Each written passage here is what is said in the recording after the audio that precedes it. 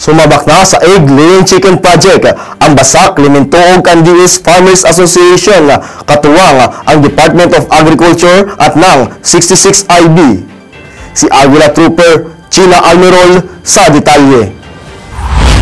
Masayang tinanggap ng Basak, Limintuog, Candies Farmers Association ang egg-laying chicken project na nagmula naman sa Special Area for Agricultural Development ng Department of Agriculture, katuwang ang Community Development Team ng 66 Infantry Battalion sa Purok Candies, Barangay Taukanga, Manay, Davao Oriental noong ika-22 ng Setyembre. Nakapaloob sa proyektong ito ang mga seminar sa pag-aalaga ng egg-laying chicken at mga manok na magagamit para sa egg-laying livelihood project ng nasabing organisasyon. Malaki naman ang pasasalamat ng mga miyembro ng nasabing organisasyon. Akong pasalamatan ng mga pasundaluhan nga di nasakayo nga nagapaniniin yung DE Region o DE Municipality of Manay o dako po lang akong pasalamat kay Mayor, kay si Mayor dako ang malantaw yung aning programa kay permanente siyang nagtabang sa mga posisyon labi na sa pagsansak niya ng materyales.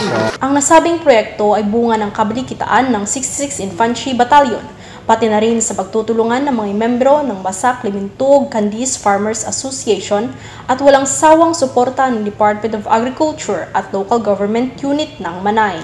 Mula dito sa Barangay Dawan, Mati City, Davao Oriental, China Almirol para sa Gira News Network.